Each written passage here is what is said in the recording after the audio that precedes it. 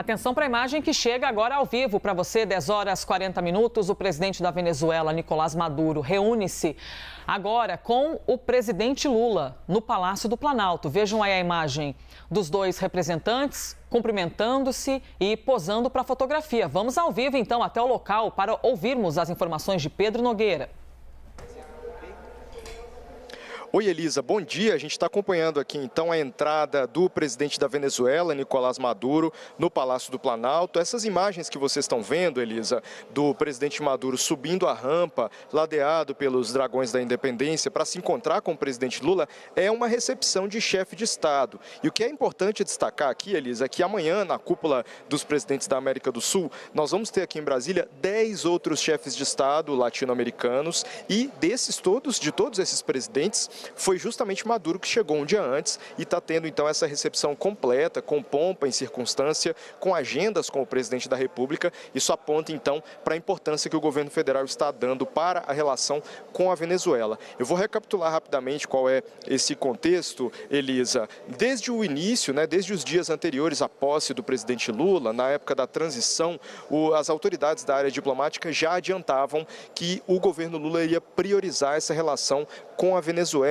Então, em janeiro, foi enviada uma comitiva diplomática para avaliar a reabertura da embaixada. Nos meses seguintes, o embaixador Celso Amorim, que é assessor especial do presidente da República e é um dos nomes mais importantes da política externa brasileira, foi a Caracas também para se reunir com as autoridades. Então, o mote do governo brasileiro no momento para a política sul-americana é retomar e normalizar essas relações com a Venezuela que foram rompidas durante o governo anterior, foram interrompidas em sua normalidade. Sobre Nicolás Maduro, bom lembrar então que já está no governo da Venezuela há 10 anos, é o sucessor de Hugo Chávez e mantém uma relação muito próxima com o presidente Lula.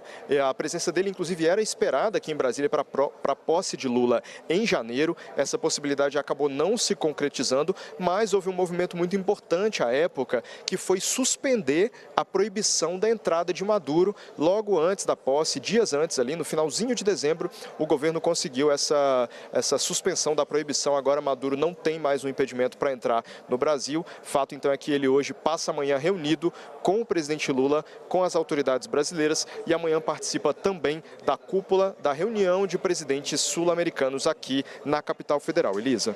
Pedro Nogueira conversando ao vivo com a gente, narrando o que ocorre neste momento em Brasília. Algumas imagens são ao vivo, algumas são recuperadas, aquelas que o são de instantes atrás, viu? Tá aí o presidente Nicolás Maduro chegando então no ambiente de trabalho para a reunião com o presidente brasileiro. O presidente da Venezuela chegou ontem à noite em Brasília, foi recebido ali por uma equipe, uma comitiva brasileira e agora se encaminha para essa reunião com Luiz Inácio Lula da Silva. E ressaltando também o que já foi dito pelo Pedro Nogueira, para reuniões com diferentes representantes, chefes de Estado, de países aqui sul-americanos.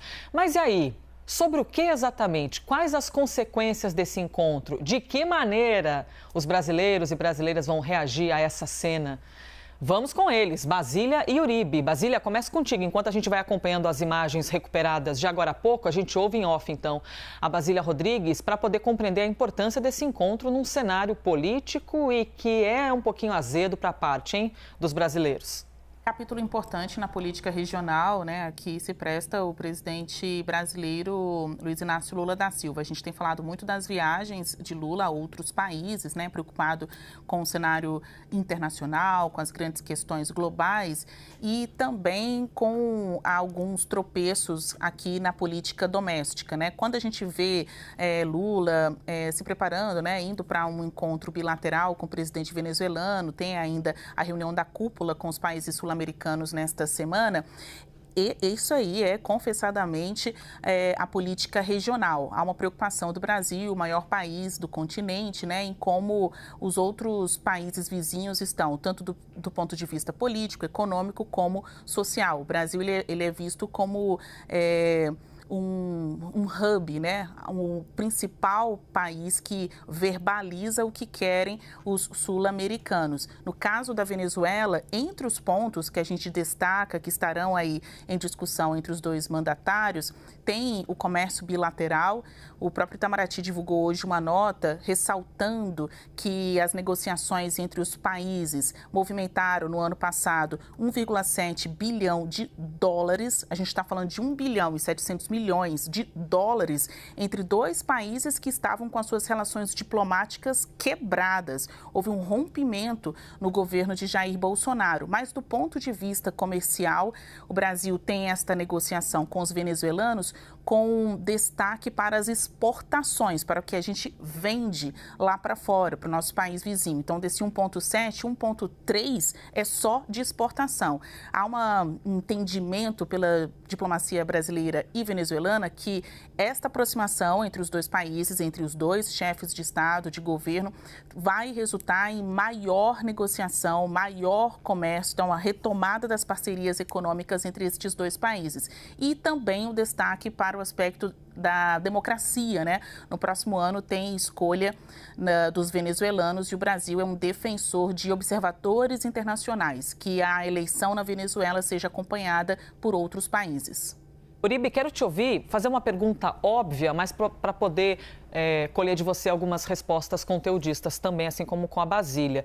Para quem importa esse tipo de encontro? É para a Venezuela? É para o Brasil? Por qual motivo é importante que nós tenhamos um vizinho que esteja melhor das pernas, né? Que se recupere, que economicamente esteja bem? Para os dois. Inicialmente, comercialmente falando, a Basília Rodrigues trouxe os dados que são importantes.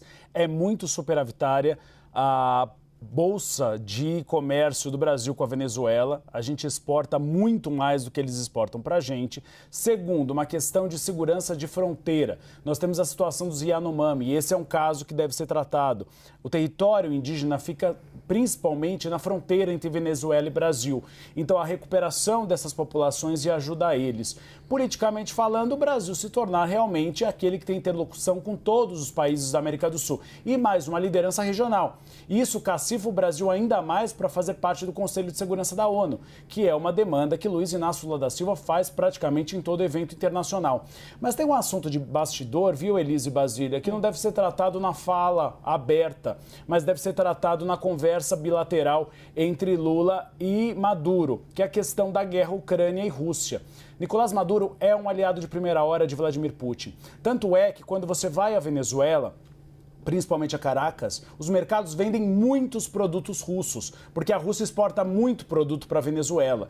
Então seria uma maneira de fazer uma nova aliança, uma nova ponte, claro, com Vladimir Putin por meio de Nicolás Maduro. Agora, um fato que a gente sabe que não vai ser tratado é a questão do desrespeito aos direitos humanos e à democracia feita pela Venezuela há anos. Nós estamos falando de um ditador. Nicolás Maduro é um ditador. Claro, caberia ao Brasil e ao governo petista, que nunca fez, condenar veementemente o desrespeito aos direitos humanos na Venezuela. Isso é um prato cheio para os partidos de oposição. Agora, também cabe ao Brasil, numa política diplomática, ter uma boa relação com o vizinho.